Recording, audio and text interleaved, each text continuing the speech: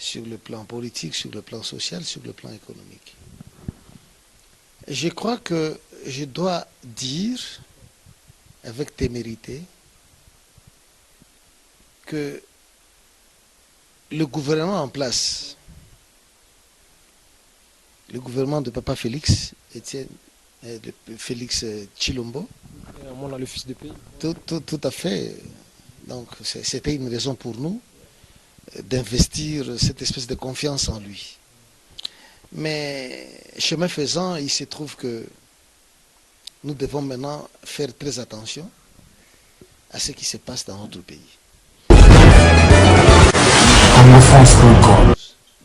Vous comprenez? De mettre chaque chose à sa place.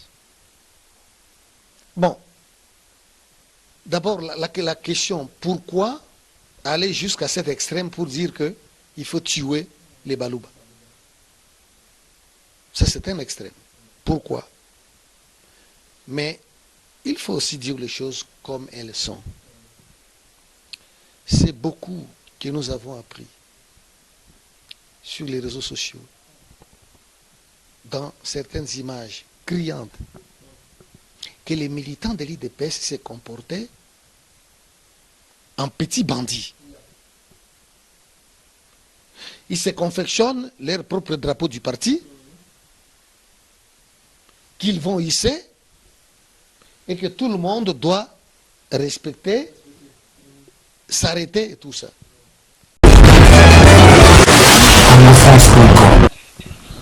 Merci beaucoup, mesdames, mesdemoiselles et messieurs, amis fidèles téléspectateurs de la 3 fois w.congofrance.com. Merci pour votre fidélité. Vous avez ébélé Botan Rabi sur le monde entier. Vous êtes à Kinshasa, Maluku, vous êtes à Congo-Brazzaville, Bozali à Bandundu, Bozali, na Kasumbalesa, Bozali partout dans le Lubumbashi.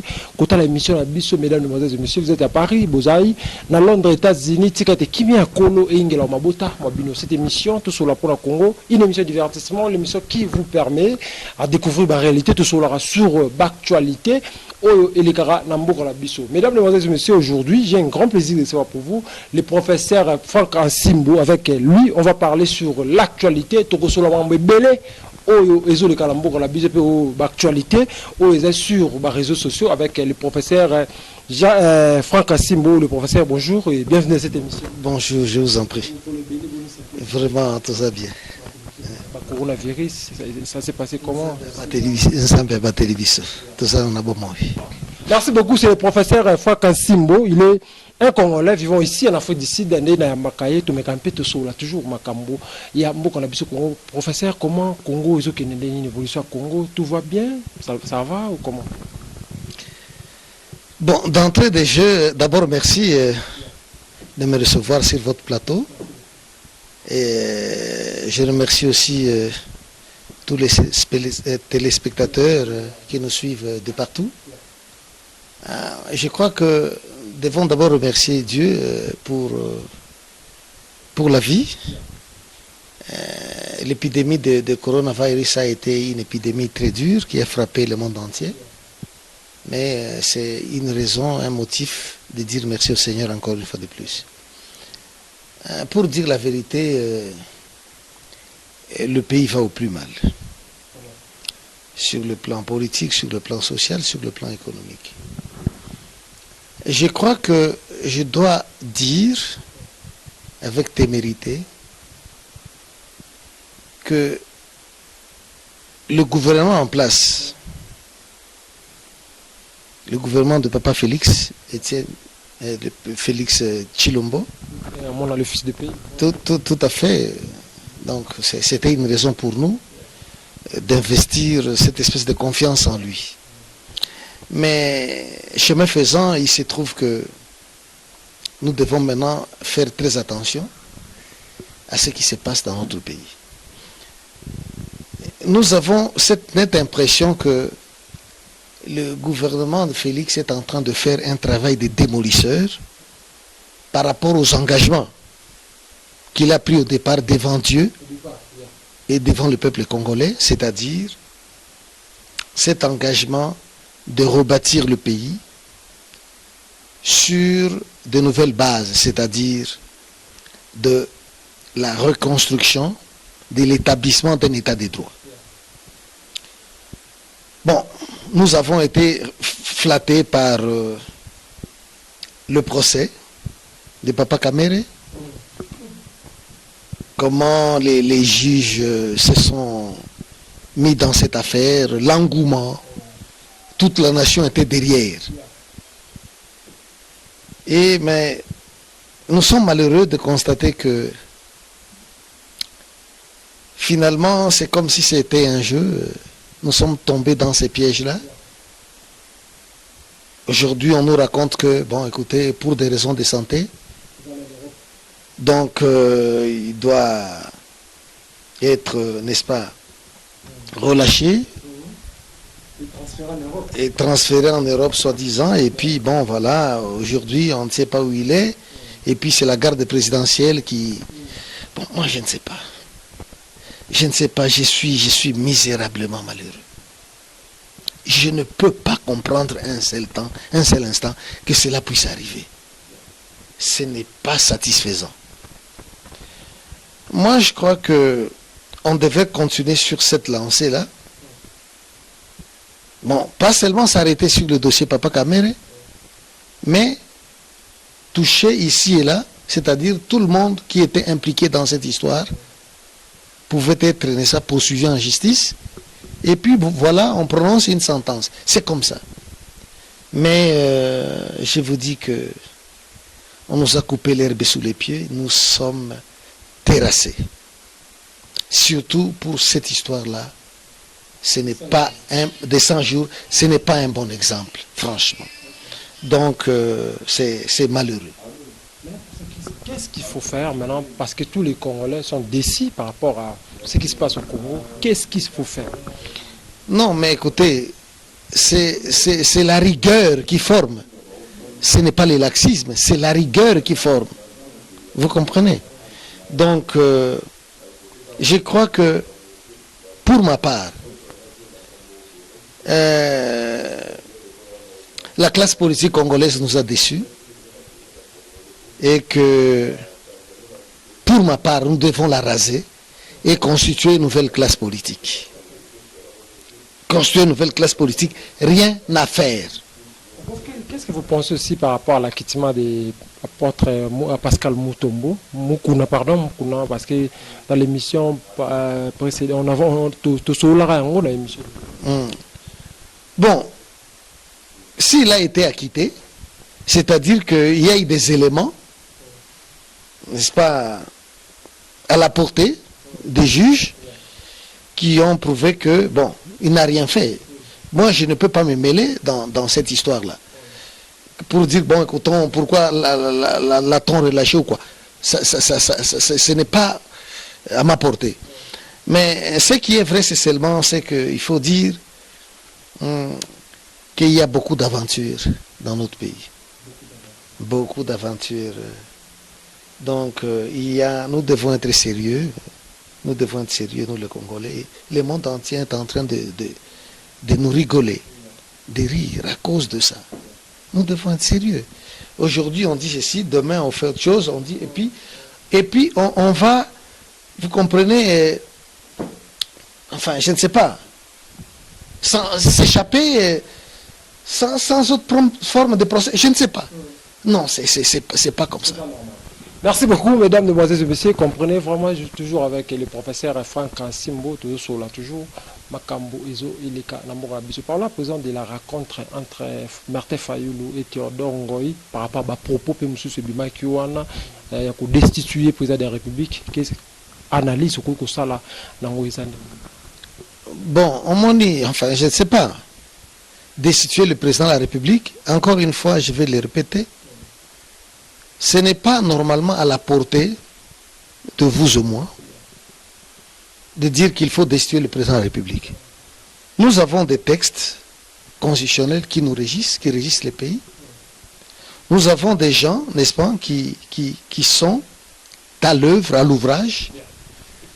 C'est à eux d'estimer à quel moment, pour quel motif, pour quelle raison, on peut se prononcer sur ces dossiers-là. Vous comprenez? Nous avons des juristes ils peuvent être des juristes à la gomme. Donc, vu le passé, tout ce qui se passe au pays, ainsi de suite. Mais au moins,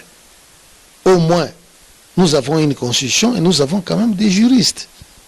Des gens qui peuvent se prononcer là-dessus pour dire que, étudier, se pencher sur ces cas-là, pour dire que, bon, écoutez, oui, effectivement, nous avons de bonnes raisons pour faire ceci ou cela. Ce n'est pas à l'homme de la rue. Bon, je ne suis pas un homme de la rue, vous n'êtes pas un homme de la rue. C'est une façon de parler. Pour dire que, au fait, des connaisseurs en la matière, ce sont eux qui peuvent se prononcer, s'asseoir et se prononcer là-dessus. Si par exemple le Parlement et les Sénats, ils en ont le droit, ils peuvent estimer qu'écoutez, pour telle ou telle raison, pour telle infraction, vous comprenez la loi qui a été, vous comprenez, violée, et voilà, nous allons faire ça. C'est à eux d'initier ces processus-là. Donc, je crois que la question doit être posée à la Cour constitutionnelle, doit être posée au Parlement, doit être posée au Sénat, aux sénateurs. C'est eux, avec l'approche la meilleure qu'ils ont, qui peuvent estimer qu'écoutez, il est maintenant temps, par exemple, de destituer le président ou de ne pas le destituer. Donc, des bonnes raisons. Vous comprenez? Donc, on ne peut pas faire des choses par nos propres sentiments. Vous comprenez? Ils ont de bonnes raisons, ils vont citer des articles pour dire que, au regard de tel article, ou au regard de la violation de telle disposition de la Constitution, en tel ou tel article, le président de la République est poursuivable. C'est un peu ça. Mais nous sommes mal placés. C'est vrai, on peut interpréter la loi à notre manière, mais au moins, accordons le bénéfice du doute. C'est à nos juristes pour se prononcer là-dessus. Jean-Pierre Biemba vient d'annoncer la coalition entre MLC et IDPS. Je ne sais pas, qu'est-ce que vous pensez? Bon, mais écoutez, on ne le dira jamais assez. Comme je vous ai dit, je vous ai donné mon point de vue. Nous n'avons pas une classe politique au Congo. C'est une classe politique à la gomme. Il y a mon niato. Mais non, il faut quand même avoir honte. Quelques questions d'entrée des jeux, d'éclaircissement. Quelle est l'idéologie politique de son parti? Je parle de papa Jean-Pierre Bemba. Son parti est-il de la gauche? Est-il de la droite? Ou d'extrême gauche ou d'extrême droite? On ne sait pas. Bon, autant que je le sache, je sais que l'UDPS, c'est un mouvement socialiste, un parti socialiste. Donc de la gauche. Vous comprenez? La promotion des valeurs sociales. Donc, la protection sociale. Bon, moi, je ne sais pas. Bon, son parti va s'associer avec l'UDPS. En quels termes? Je ne sais pas. Tout doit être clarifié. Autrement, ce serait de l'amateurisme, du dilettantisme politique. Parce que nous devons quand même être éclairés sur ces points-là. Ils vont s'éranger tout ça. Est-ce que ces deux partis ont-ils la même idéologie politique? Ces deux partis politiques ont-ils la même vision des choses? Je ne sais pas. Qu'on nous dise d'abord, les MLC, est-il de la gauche ou de la droite? De l'extrême gauche ou de l'extrême droite? Qu'on définisse quand même les orientations des différentes, pour qu'on sache que, écoutez, c'est possible un tel mariage, ou ce n'est pas possible, ou c'est seulement de l'aventure, parce qu'on a besoin d'argent, on a été beaucoup au chômage. Bon, écoutez, bon, c'est le moment pour nous quand même de gagner quelque chose, de prendre une portion, n'est-ce pas, du gâteau. Ça m'étonnerait parce que je connais, peut-être pas personnellement, disons quand même à distance, Eva Bazaïba. Bon, c'est une femme bien élevée, c'est une femme qui connaît les sérails, qui a été élevée dans les sérails de la politique. Vous comprenez? Je ne sais pas si elle doit être aussi se mêler de ces dossiers pour nous définir quand même. Le MLC est-il de la gauche, de la droite, de l'extrême gauche, de l'extrême droite ou du centre? Et par rapport à ça, nous dire que c'est possible ou pas, ou non, de s'associer avec l'UDPS par exemple. Vous comprenez? Quelques questions de curiosité intellectuelle scientifique. Autrement, ce serait de l'amateurisme politique qui doit noyer. Vous comprenez? Les MLC et ses partisans. C'est pas comme ça, c'est dangereux. Merci beaucoup, professeur. On a tous vu sur les réseaux sociaux lobby ba marche et salamaki na Congo central topé na mboka mo batumbi ba moto pe batumbi batu. Tout le monde qui déclaration à député Morobo Joseph Komobo na Lubumbashi, ça une déclaration que baluba baye na ba festiche ba ça ba désordre Lubumbashi, il faut qu'on bomba ba. Je sais pas qu'est-ce que vous pensez étant que congolais. OK, écoutez. Nous avons la responsabilité morale de prêcher la paix. Nous avons aussi en même temps la responsabilité politique de clarifier les choses. Vous comprenez? De mettre chaque chose à sa place. Bon. D'abord, la question, pourquoi aller jusqu'à cet extrême pour dire qu'il faut tuer les Balouba? Ça, c'est un extrême. Pourquoi? Mais il faut aussi dire les choses comme elles sont.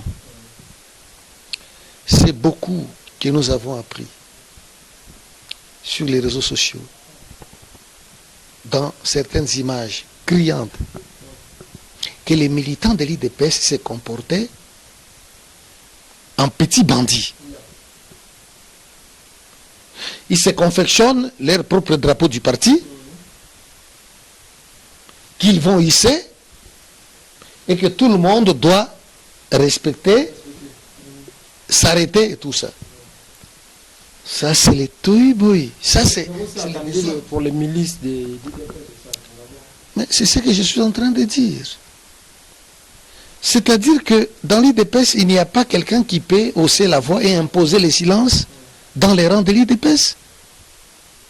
Maintenant, regardez, ça nous fait retourner en arrière, d'une année ou 2 années en arrière.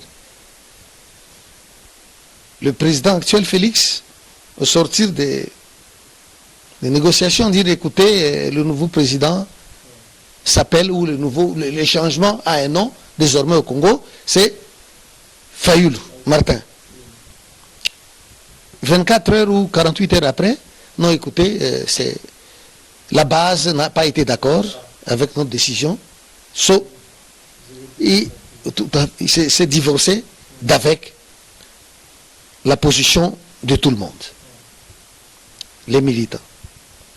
Bon, maintenant, les mêmes militants ont dit, écoutez, le mariage entre vous et les FCC, nous ne sommes pas d'accord avec. Mais, il ne s'est pas exécuté. Aujourd'hui, chacun peut quitter les rangs, crier, parce qu'on a, n'est-ce pas, la brutalité, le désordre, n'est-ce pas, à portée de bras. Bon, écoutez, on ne se prononce pas. C'est très dangereux. Nous avons la responsabilité politique de dire que c'est pas bien, c'est pas correct. Vous allez donner raison aux Belges que dire que, écoutez, la tribu Louba ne peut pas être aux affaires. Ça, je vous dis, soyons sérieux. Vous donnez raison aux gens qui disent qu'écoutez, non, l'IDP c'est un parti tribaliste, mais écoutez, maintenant voilà comment ils agissent, ils vont jusqu'aux extrêmes, et c'est dangereux pour la survie de l'unité de la nation. C'est dangereux. Bon, on ne demande pas aux Congolais de tuer les autres Congolais au nom, par exemple, de ce qu'ils font. Mais ce que nous demandons, c'est de continuer à leur dire que vous êtes dans le faux, le pire peut vous arriver. Mais ce n'est pas par calcul politicien ou par volonté, vous comprenez, prémédité de dire qu'écoutez, il faut aller les exterminer, tout ça. Il y a des innocents. Il ne faut pas mettre tous les balouba sur la sellette. Nous connaissons des balouba, des grandes factures, des grands intellectuels. Le peuple Louba est un grand peuple au Congo. C'est une grande civilisation qui fait notre fierté aussi. Mais nous devons nous dire des choses entre nous. Ces comportements barbares, sauvages, doivent arrêter. Autrement, le pire peut arriver. Moi, soit dit entre nous, bon, ce n'est plus peut-être un secret de polichinelle. Parce que déjà, je suis, vous comprenez, aux médias. Donc, il y a des amis katangais qui nous appellent, écoutez, vous allez voir ce qui va arriver. Ce qui était arrivé au Balouba, au Kasaï, au Katanga, c'était rien pratiquement. Mais ils vont voir. Ils nous disent ça. Mais mes chers amis, nos frères Louba, mes chers amis, regardons la réalité en face. Ce n'est pas comme ça. Ce n'est pas comme ça qu'il faut se comporter. Ce n'est pas comme ça. L'arrogance, l'orgueil, ce n'est pas comme ça. En tout cas, ça c'est une dernière chance de salut pour nous tous, pour dire que nous devons rentrer dans les rangs et reconsidérer les choses par rapport aux intérêts de la nation congolaise d'abord. Professeur, votre lecture par rapport à des injures entre Mike Mukeba et Martin Fayoulou sur les réseaux sociaux? Bon, écoutez, je ne dirais pas que ça relève, enfin, moi je ne sais pas, bon, de toute façon, ce n'est pas bien. Ce n'est pas bien, surtout à l'air. Voilà. Je crois que vous me connaissez depuis bien des années déjà. Vous pouvez, la situation politique au Congo peut me mettre ou peut m'avoir mis dans tous mes états. Mais je me réserve toujours. Je n'ai jamais eu le temps d'injurier un quelconque chef de l'État. Je n'ai jamais. Je ne peux pas faire ça. Un chef de l'État n'est pas votre égal. Un ministre, tous, ils sont en fonction. On ne peut pas les injurier. On fait des remarques, on donne des orientations, des conseils, c'est comme ça. Mais s'injurier, c'est des injures. Non, non, ça les rabaisse comme vous n'avez pas l'idée. Ça les rabaisse comme vous n'avez pas l'idée. Et je crois que s'ils l'ont fait, c'est le moment de se rattraper et de demander pardon à toute la nation congolaise. Merci beaucoup, monsieur le professeur. Vers la fin de cette émission, un message par rapport à tous les Congolais qui ont suivi cette émission. Message dans les Congolais au bazar partout. Dans la émission, la biso au baoye bate que nani a déjà dirigé Mboga la biso Congo par rapport à Marambo Zoleka. Bon, formellement parlant, c'est le président Félix Antoine Tshilombo qui est le président, qui est aux commandes. Formellement. Il n'y a pas une autorité morale. Formellement. Bon, mais à voir comment les choses se passent, on arrive à se poser des questions parfois difficiles et embarrassantes. Mais ces messieurs de Félix, quand on regarde son parcours dans le passé, il n'avait jamais été entaché dans tel ou tel autre dossier. Bon, il est arrivé dans les affaires. Bon, on ne sait pas.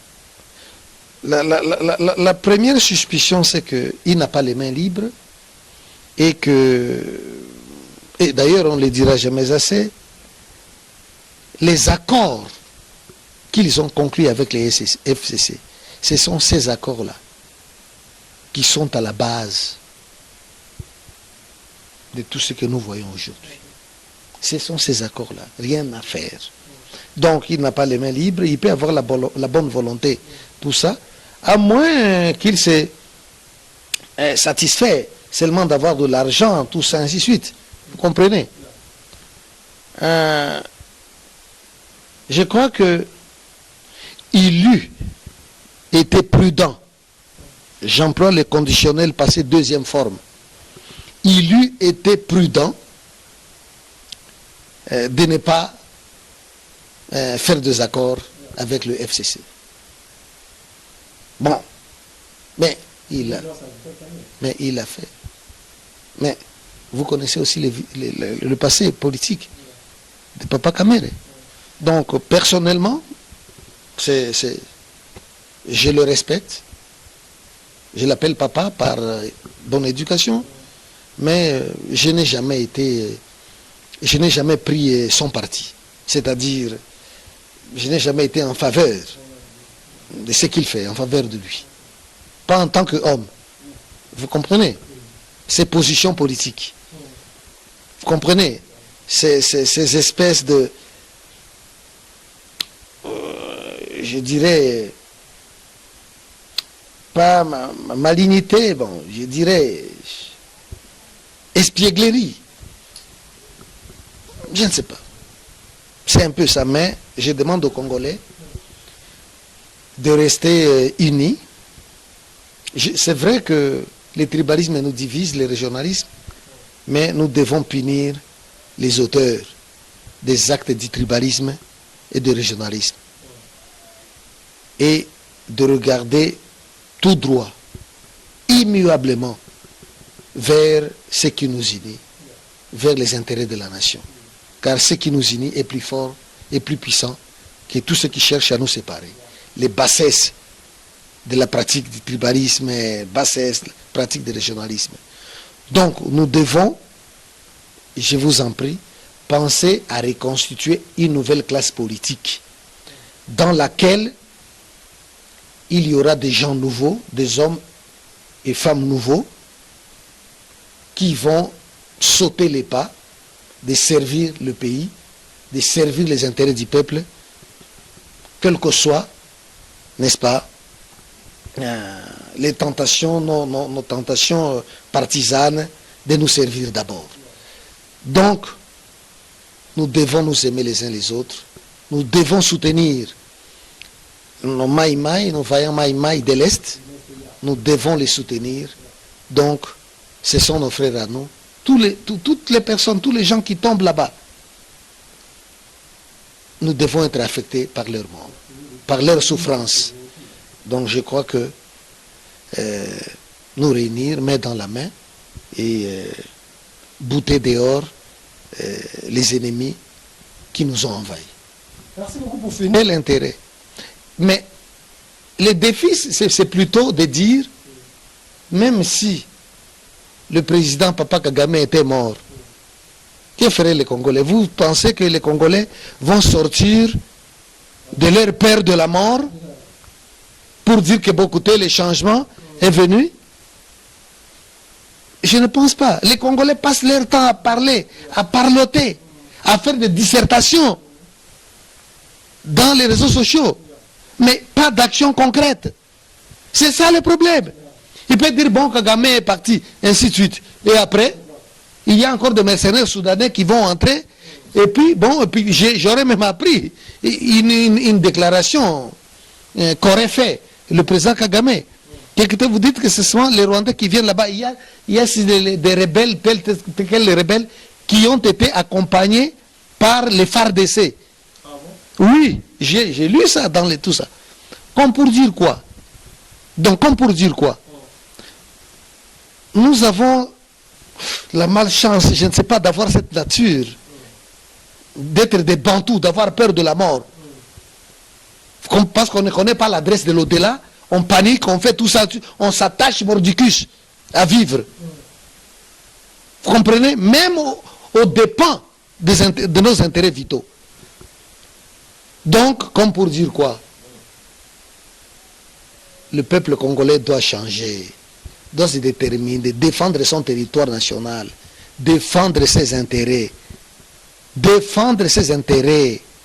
les intérêts du peuple congolais, plutôt que de se barboter dans la distraction, de dire qu'écoutez, Kagame est-il mort, il n'est pas, on a dit ceci. Mais vous passez votre temps, mes chers sœurs. Nous passons notre temps, travaillons, nous avons du pain sur la planche.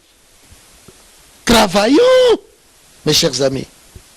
Hier, pour finir, j'étais invité à l'université de Johannesburg, Zoom meeting, et l'ambassadeur ougandais était là. Et je lui ai posé la question, on dit que, mais écoutez, ça c'est un mauvais exemple. Vous prêchez le panafricanisme pendant que votre pays, l'Ouganda, est en train de piller les Congo, sans pitié.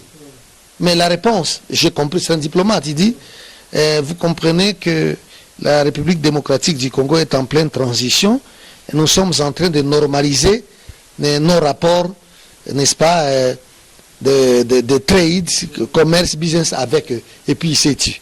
Voilà. Donc, perte de temps. Merci beaucoup, mesdames, demoiselles et messieurs. Ça n'est fini pour aujourd'hui. Mesdames, demoiselles et messieurs, merci d'avoir été nombreux en train de nous suivre à travers cette émission. Toso Lapona Congo, c'était pour moi un grand plaisir de recevoir pour vous le professeur Franck Asimbo, vivant ici. À la fois du sud, mesdames, demoiselles et messieurs, vous avez belé au botali émission la biso na mokili mobima à travers votre chaîne congofrance.com. Tikete kimia kolo e ingela o mabuta mabino ndeto mo na bongo mokolo asima. Merci. Merci.